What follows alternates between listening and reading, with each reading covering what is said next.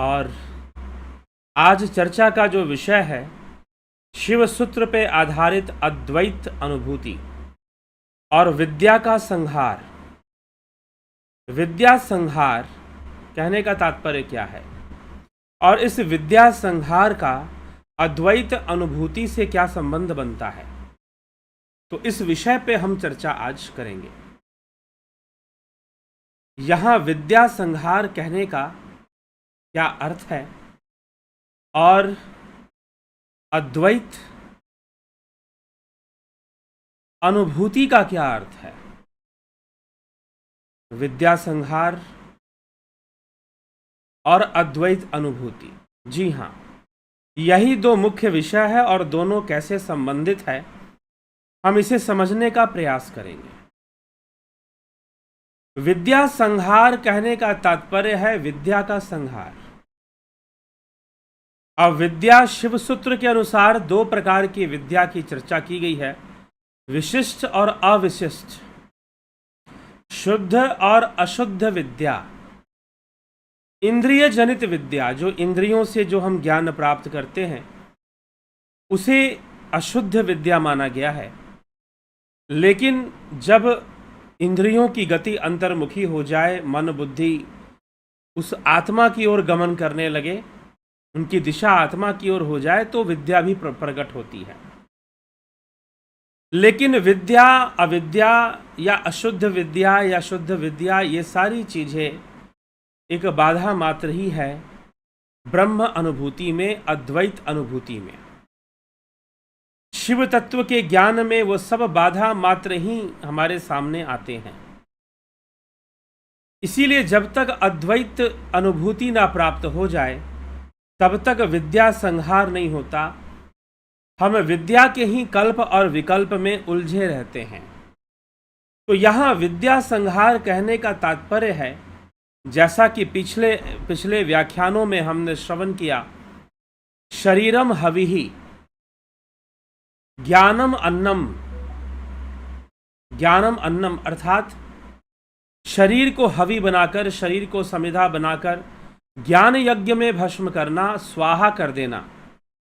वैसे ही ज्ञानम अन्नम, और उस हवन का जो अन्न है वो स्वयं ज्ञान है। वह ज्ञान जलकर भस्म होकर, वह ज्ञान जलकर भस्म होकर सत्य ज्ञान, अध्यात्म ज्ञान, अद्वैत ज्ञान का रूप धारण कर लेता है। तो यह अद्वैत ज्ञान क्या है? ब्रह्म का, बोध का रूप धारण करता है।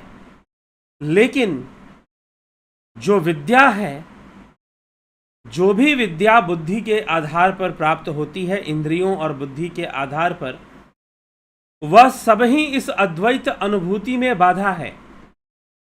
तो शरीरम हविहि और ज्ञानम अन्नम कहने का जो अर्थ है वह 10वें और शाक्त उपाय, शिव सूत्र के अंतर्गत जो शाक्त उपाय है उसका यह आखिरी सूत्र है।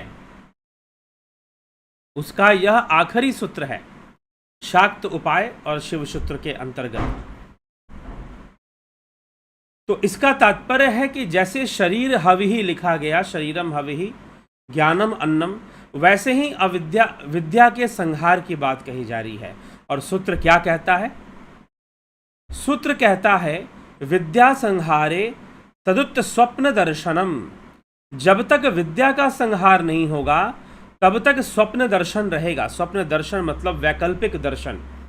इंद्रिय जनित जो अनुभूतियां हैं, यह संसार भी स्वप्न के समान ही अनुभवगम्य है।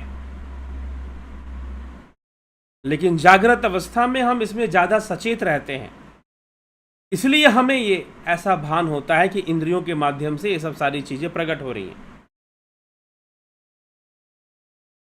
तो जो भी विद्या का विषय है, जब तक विद्या का संहार नहीं होता तब तक स्वप्न दर्शन चलता रहता है, अर्थात संसार की माया का दर्शन चलता रहता है। गो गोचर जहां लगमन जाई, सो सब माया जानहु भाई। गो गोचर जहां लगमन जाई, जहां जहां इंद्रियां हमारी जाती हैं वहां वहां सब माया ही है। ऐसे बताया गया। तो इंद्रियों से जनित जो भी ज्ञान है वो विद्या अविद्या की श्रेणी में आता है, और जब तक ऐसी विद्याएं हैं और उनका संहार जब तक नहीं हो जाता है तब तक अद्वैत अनुभूति संभव नहीं होती। इसी को समझाने की यहाँ पर बात चल रही है। इसीलिए कहा गया यदा परम अद्वैतानुभव रूपाया विद्याया अनुत्थानम भवति तदा भेदनिष्ठस्य स्वप्नस्य दर्शनम भवति अतएव योगी विद्यायाम सर्वदा अवहितो भवति। जब तक परम अद्वैत अनुभव रूप विद्या का उदय नहीं हो जाता, जब तक विशिष्ट विद्या का उदय नहीं होता, परम अद्वैत रूप अद्वैत अनुभव का जो विद्या है वो जब तक प्रकट नहीं हो जाता, तब तक भेदनिष्ठ स्वप्न अर्थात विकल्प का दर्शन होता रहेगा।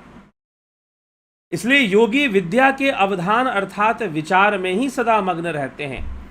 वो ब्रह्म विद्या की ओर ही अग्रसर रहते हैं, वो अद्वैत को ही समझने में लगे रहते हैं।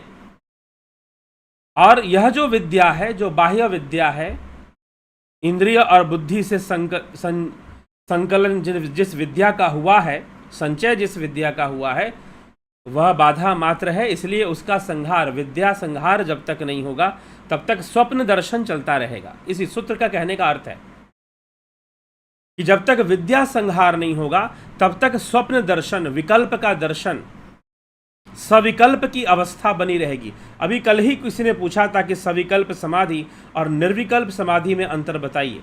तो सविकल्प मतलब विकल्प के संग, विकल्प के साथ, विकल्प का दर्शन चलता रहेगा।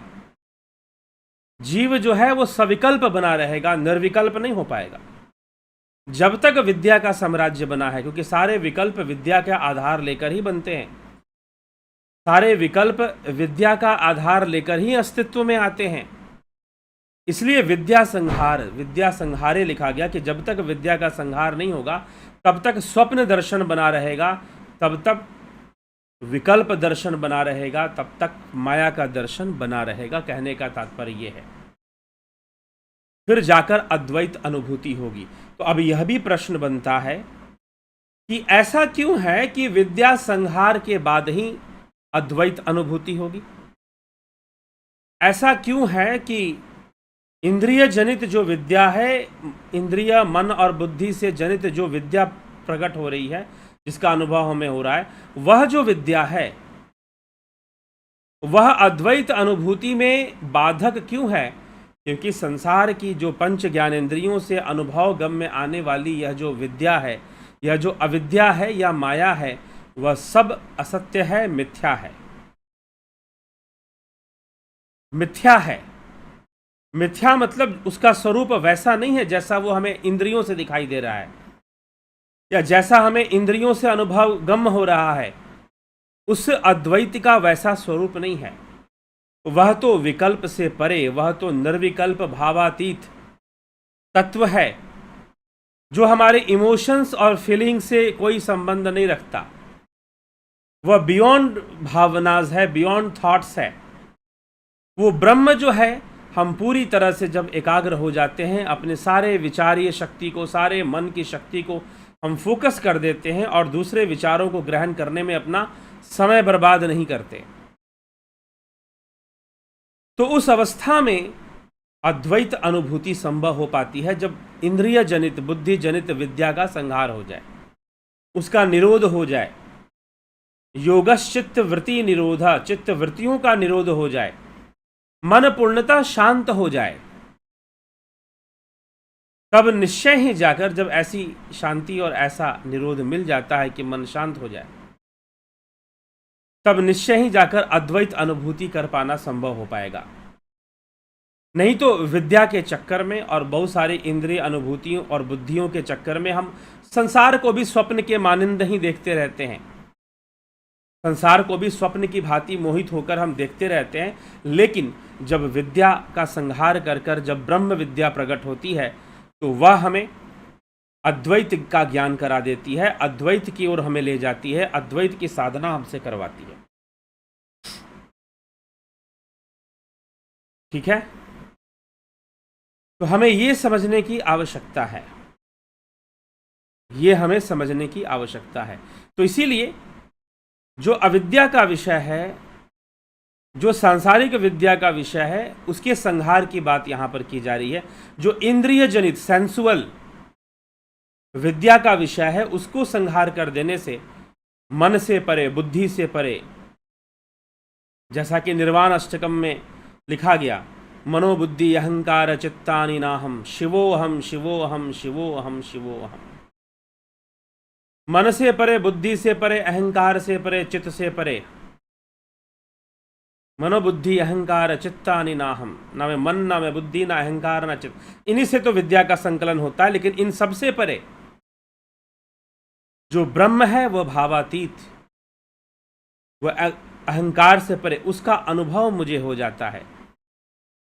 वहां जाके ब्रह्म विद्या प्रकट हो जाती है और जो विद्या है उसका संहार हो जाता है।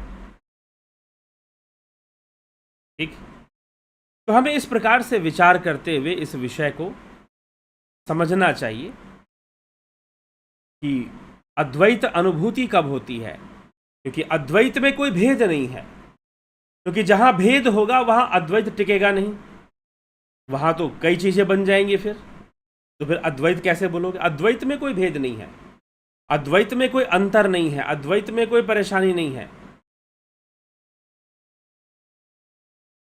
तो जो अद्वैत है वो शब्दातीत, भावातीत अवस्था में ध्यान योग के द्वारा प्राप्त होता है। ध्यान योग के द्वारा वह प्राप्त होता है अद्वैत। तो इसीलिए हमें अद्वैत को जानना है, और अद्वैत को जानने के लिए जो सांसारिक चीजें हैं वो बाधा उत्पन्न करती हैं। शुरू में चलिए प्रेरणा देने के लिए विचार भी अच्छे हैं, लेकिन वो बाधा उत्पन्न करती हैं, और अंततः हमें अपना परिवर्तन करना पड़ता है। उस बाधा से मुक्त होने के लिए हमें और अधिक अंतर्मुखी होना पड़ता है, और अधिक साधना की ओर आगे बढ़ना पड़ता है, और अधिक शांत होना पड़ता है, और अधिक प्रणव साधना और ध्यान योग करते हुए हम उसी ब्रह्म में लीन होते हैं। तो ऐसा ही प्रयास हमें करना चाहिए, और ऐसी प्रकार से ब्रह्म अनुभूति और अद्वैत अनुभूति की यहाँ चर्चा हो रही है। चलिए आइए इसी के साथ आगे हम देखते हैं आपके कमेंट्स। नवजोत नाथ जी बहुत अभिनंदन है, कमलेश खैरनर, रविंद्र मकवाना, सीताराम माली, जितेंद्र साहू, अवनी प्रधान जी, नवजोत नाथ, हरीश डंगवाल, रूपलाल विश्वकर्मा, विष्णु चंद्र मौर्य, रमेश पेशवानी, आशा रानी, गणेश पवार, राम गोपाल जांगीर जी, गोविंद प्रसाद नीमा, सतीश मास्टर, उषा श्रीवास्तव, कन्हई कुमार, नवजोत नाथ। युधिष्ठिर ने जब हिमालय पर्वत से स्वर्ग गई तब वह कौन सा स्वर्ग था? स्वर्ग क्या था? राम गोपाल जांगीर जी, साक्षी और ब्रह्मा क्या फर्क है? साक्षी देखता रहता है, ब्रह्म नहीं देखता, इसमें क्या फर्क है? जी हाँ, साक्षी और ब्रह्म में तो फर्क है। साक्षी अवस्था है, तुरीय अवस्था है, और ब्रह्म तो तुर्यातीत है। शिवा शर्मा, राम प्रकाश, रचना जी,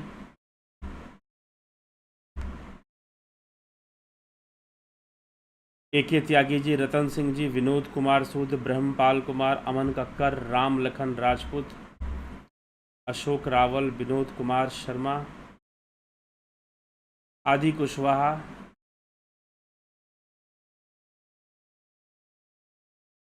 क्या सांख्य योग पुरुष प्रकृति ड्युअलिटी के अंडर है या नॉन ड्युअलिटी के अंदर है? सांख्य योग जो है वो पुरुष प्रकृति के संयोग से सृष्टि की चर्चा करते हुए अंततः वह ड्युअलिटी की चर्चा करते हुए अंत में नॉन ड्युअलिटी की चर्चा कर देता है कि एकमात्र पुरुष ही है। ठीक, ऐसे है। हाँ, लेकिन जो कंप्लीट डिस्कशन चलता है वो कहीं ना कहीं ड्युअलिटी के अंदर में ही चलता है, क्योंकि संसार द्वैत है। यह भावनात्मक जगत को सबने द्वैत माना है, अद्वैत इससे परे है। यह संपूर्ण जो सेंसुअल वर्ल्ड है वो ड्युअल में ही है, ड्युअलिटी के अंदर ही आएगा। इसलिए प्रकृति की जब चर्चा होगी तो ड्युअलिटी के अंदर होती है। ड्युअलिटी एंड ट्रिनिटी भी आता है। ट्रिनिटी मतलब त्रैतवाद, रजोगुण, तमोगुण, सतोगुण, इन्हीं से सारा संसार अस्तित्व में आ रहा है, तो इनकी ट्रिनिटी भी चलती है। फिर नीति सिन्हा जी, आदि कुशवाहा जी। यदि आत्मा शुद्ध है, ज्ञान स्वरूप है और उसमें अविद्या कहाँ से प्रकट हो गया, कहाँ कब बताया गया कि आत्मा में अविद्या प्रकट हो गया? अविद्या तो मन में है, बुद्धि में है, चित्त में है, आत्मा में कहाँ हुआ? जगत नारायण जी, वीरेंद्र मिश्रा जी, रचना जी। क्या निर्जला एकादशी है और इस दिन अन्न जल नहीं लिया जाता है? गंगा दशहरा बताते हैं आज।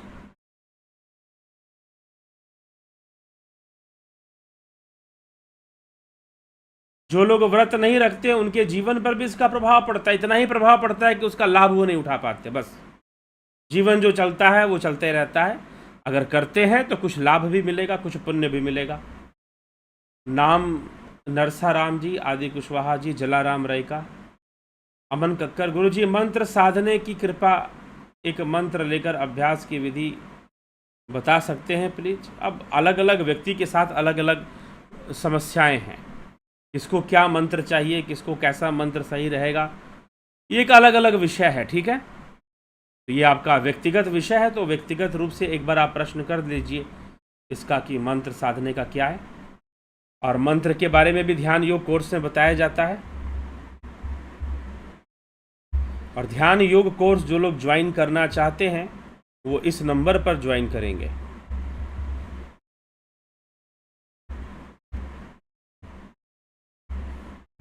तो ध्यान योग कोर्स से ही यह मंत्र जाप का विषय भी स्पष्ट होता है।